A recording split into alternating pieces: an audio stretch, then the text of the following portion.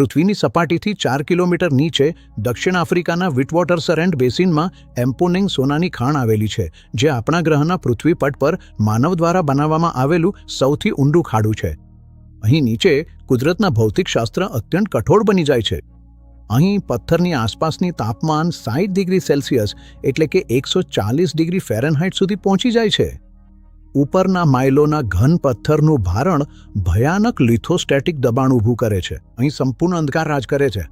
અમારા સૂર્યમાંથી આવેલા ફોટોનોએ આ ઊંડા પથ્થરના ચીરોને 2 અબજ વર્ષથી સ્પર્શ્યા નથી. છતાં જ્યારે જીઓ માઇક્રોબાયોલોજિસ્ટોએ આ ભૂગર્ભ ફાટલીઓમાંથી રીસાતું પ્રાચીન ભૂગર્ભજળનું નમૂનો લીધું, ત્યારે તેમણે એક એવી શોધ કરી કે જેના કારણે આધુનિક જીવવિજ્ઞાનની પાયાની ધજ્જી ઉડી ગઈ. આ ભૂગર્ભ નરકમાં જીવન માત્ર ટકી રહ્યું નહોતું, પણ ફૂલી ફાલી રહ્યું હતું. આ આપણને એસ્ટ્રોબાયોલોજીમાં એક ક્રાંતિકારી સિદ્ધાંત તરફ લઈ જાય છે. જો જીવન એવા અંધકારમય ખાડામાં ફૂલી શકે છે જે સંપૂર્ણપણે સૂર્યથી કટાયેલું છે, તો પૃથ્વીનું ઊંડું પથ્થરમય આવરણ કોઈ જીવવિજ્ઞાનિક વિલક્ષણતા નથી. આ તો મંગળ પર જીવન ક્યાં હોઈ શકે તેની મૂળભૂત નમૂનાકૃતિ છે. અમે વિદેશી સમાનતાઓના વિજ્ઞાનમાં વધુ ઊંડે જતા પહેલા, જો તમને આવા ઉચ્ચ સ્તરના ગ્રહ વિજ્ઞાનના ડોક્યુમેન્ટરીઝ ગમે છે, તો કૃપા કરીને અમારા સ્વતંત્ર ચેનલને રંબલ પર સપોર્ટ કરવાનો વિચાર કરો.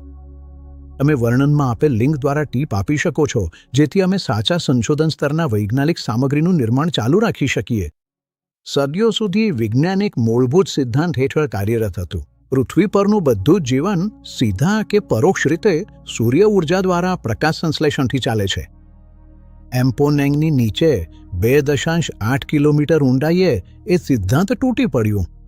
વિજ્ઞાનીઓએ એક અસાધારણ લાકડાકાર બેક્ટેરિયા શોધી કાઢ્યું, જેને ડેસુલ્ફરુડિસ ઓડેક્સવિએટર તરીકે ઓળખવામાં આવ્યું. આ સૂક્ષ્મજીવને જીવવિજ્ઞાનના ઇતિહાસમાં અનન્ય બનાવે છે એ છે કે તે સંપૂર્ણપણે એક જ પ્રજાતિનું પરિસ્થિતિ તંત્ર રચે છે. તે સંપૂર્ણ એકાંતમાં રહે છે. તેને બીજા કોઈ જીવંત જીવ, સપાટી પરથી કોઈ કાર્બનિક પદાર્થ કે ઝીરો સૂર્યપ્રકાશની જરૂર નથી. તેના બદલે ડેસુલ્ફરુડિસ ઓડેક્સવિએટર ન્યુક્લિયર ઉર્જા પર જીવંત રહે છે, જેને રેડિયોલિસિસ તરીકે ઓળખાતી પ્રક્રિયા દ્વારા.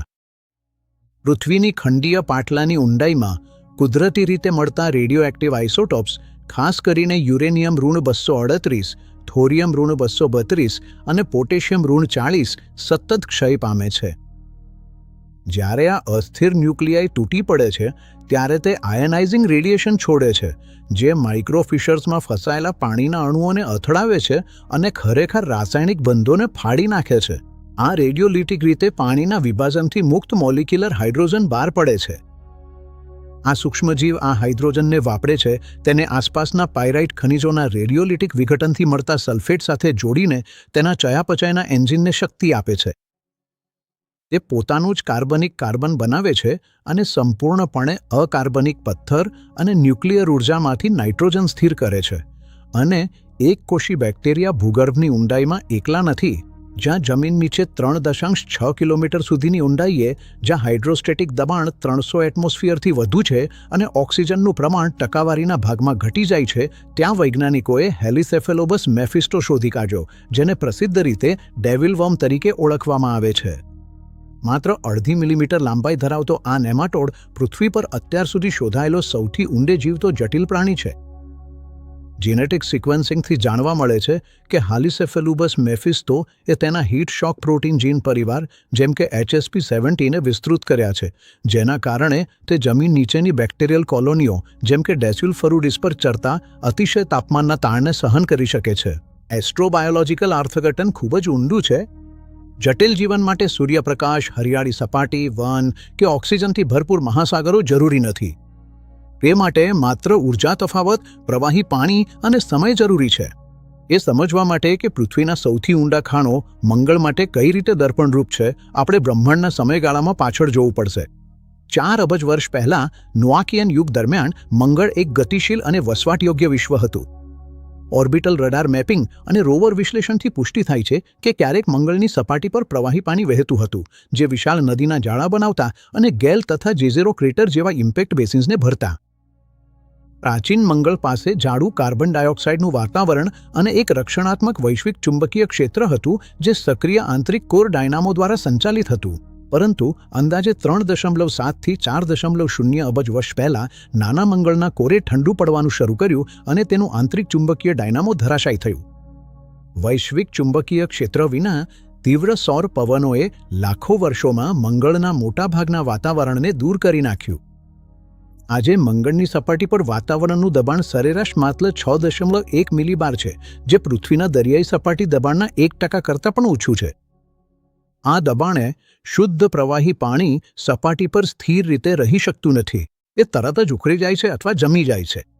આ ઉપરાંત વાતાવરણમાં ઓઝોન સ્તર ન હોવાને કારણે મંગળની સપાટી પર જીવલેણ માત્રામાં સૌર અલ્ટ્રાવાયોલેટ કિરણો અને ગેલેક્ટિક કોસ્મિક રેનો વરસાદ થાય છે. ઉચ્ચ પ્રતિક્રિયાશીલ પરક્લોરેટ લવણો જે રેગોલિથમાં વ્યાપક રીતે ફેલાયેલા છે, તેની સાથે મળીને આધુનિક મંગળની સપાટી સંપૂર્ણપણે કાર્બનિક જીવન માટે ઘાતક છે. છતાં આ મૃત સપાટી માત્ર એક ઢાલ છે. જ્યારે સપાટી પર જીવાણુ નાશ થયો હતો ત્યારે ભૂગર્ભ જગત સુરક્ષિત રહ્યું હતું. રેગોલિથની નીચે માત્ર થોડા મીટર ઊંડાઈએ જ જીવલેણ અલ્ટ્રાવાયોલેટ કિરણો શૂન્ય થઈ જાય છે અને કોસ્મિક કિરણો પણ ખૂબ જ ઓછી થઈ જાય છે.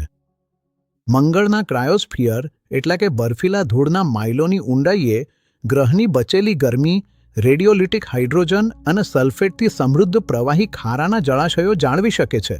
હવે ગ્રહ વિજ્ઞાનીઓ તેમનું ધ્યાન લાલ ધૂળની નીચે તરફ ફેરવી રહ્યા છે. મંગળ પર હાલનું જીવન શોધવા માટે અમારા મુખ્ય લક્ષ્યો છે જ્વાળામુખી લાવા ટ્યુબ્સ, જે પ્રાચીન લાવાના પ્રવાહોથી બનેલા વિશાળ ભૂગર્ભ માર્ગો છે, જેમ કે થાર્સીસ બલ્જ અને ઓલિમ્પસ મોન્સ જેવા વિસ્તારોમાં. આ ગુફા સમાન રચનાઓ કુદરતી રીતે કઠોર અવકાશીય કિરણો અને માઇક્રોમિટિયોરાઇટના આઘાતથી રક્ષણ આપે છે અને સ્થિર તાપમાનવાળા વાતાવરણ જાળવે છે, જેમાં સક્રિય ભૂગર્ભ પરિસ્થિતિઓ વસવાટ કરી શકે છે. યુરોપિયન સ્પેસ એજન્સીની એક્ઝોમંગળ રોઝાલેન્ડ ફ્રેન્કલિન રોવર જેવી મિશનો, જે 2 મીટર ઊંડા ભૂપૃષ્ઠ નીચે ડ્રિલથી સજ્જ છે, આપણા પ્રથમ જાગૃત પ્રયાસનું પ્રતિનિધિત્વ કરે છે કે જેમાં આપણે સપાટી પરની કિરણિયાળ ઝોનની નીચેના નમૂનાઓ લઈએ છીએ. તેમ છતાં જીવિત મંગળવાસી જીવસૃષ્ટિની પુષ્ટિ કરવા માટે અંતે એવા ઊંડા ભૂપૃષ્ઠ રોબોટિક પ્રોબ્સની જરૂર પડશે જે સેંકડો મીટર નીચે સંભવિત હાઇડ્રોથર્મલ જળાશયોમાં પ્રવેશી શકે. જ્યારે આપણે બ્રહ્માંડમાં આપણે એકલા છીએ કે નહીં એ પ્રશ્નના ઉત્તરના કિનારે ઊભા છીએ. જો તમને અમારી અત્યંત ચોકસાઈવાળી વૈજ્ઞાનિક વાર્તા કથન પ્રતિ પ્રતિબદ્ધતા પસંદ આવે તો કૃપા કરીને રમણ પર અમને સપોર્ટ કરવાનો વિચાર કરો.